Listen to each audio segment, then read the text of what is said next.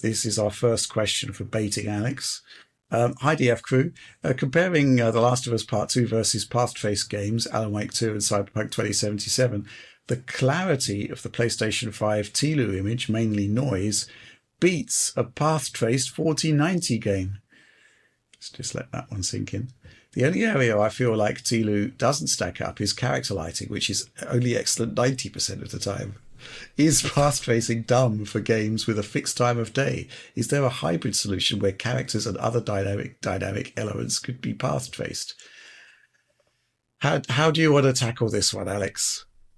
I'll just say that, like, the concept of noise, I don't know if this person's running them side by side on an RTX 4090, but I'm pretty sure DLSS is ray reconstruction. Like, if you pump it up on a 4090, you're going to get better image quality than what you'd get out of TLU, pretty sure. But that's just me. If they're talking about noise, DLSS is very, very good. That would surprise me. But I think the rest of it, I think there are very large aspects of the image, Cameron, that you may be ignoring. They are very, very different to one another. Like, anything that is shiny in the TLU Part 2, like with baked lighting, it can, to a certain degree, it's still not even very perfect for diffuse. There's a lot of things that it can't do. But for like diffuse lighting, it would only apply in a way that is most plausible to perfectly static environmental geometry, and only for diffuse lighting. So the stuff that is just like, and nothing is diffused in the real world. Everything has a certain level of specularity to it. There's no perfectly diffused material. So it's already like only applying to one aspect of lighting. And yeah, it's one material. John mentioned that this is like made in a lab. And, so like you only get like diffuse lighting on one real like type of surface. The rest of it though is so hacky. They do a good enough job for like, you just walk around and you take in the scene like from like a very like low level perspective. But as soon as you actually look, you realize it's all wrong. And as soon as you were to see the image with like path trace specularity, you'd realize that it is quite different. One thing I pointed out in the Alan Wake 2 video is that the baked diffuse lighting, or whatever they're doing for their diffuse lighting in the game, in the standard rasterization approach, it makes a lot of materials in the game really overly rough looking because there's no good specularity to them in the other ways to capture it.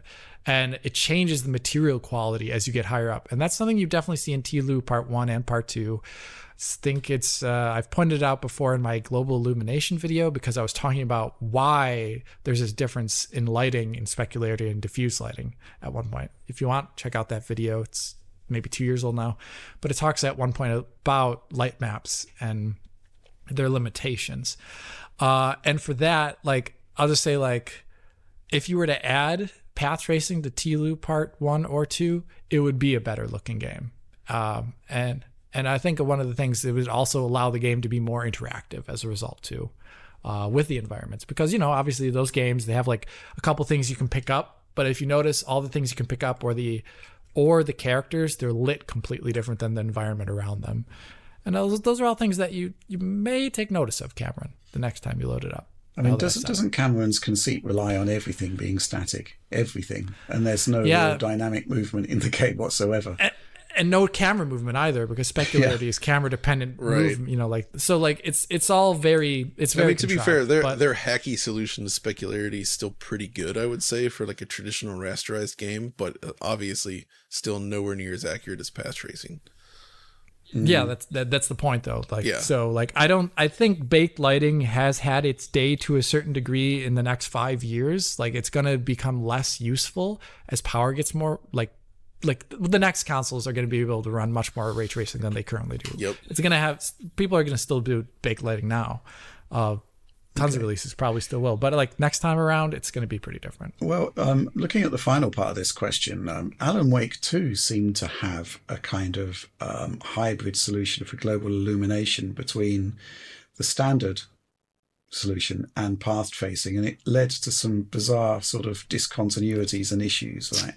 Yeah, it did. And that's like the one thing we'll see if we can get Remedy on the line for this and ask them a bit about their approach there. Mm-hmm. Fingers crossed. But for that, like, there could be benefits to mixing static stuff because you could technically, with lower ray counts, you could get a more stable image in the areas that are most indirectly lit because you'd just be combining with textures at that point. But like the issues from the fact that textures are of a finite resolution and they only cover certain objects and they miss out on angles and all these things, that's the issues in Alan Wake 2 that actually were pretty noticeable in all the indoor sections of the game.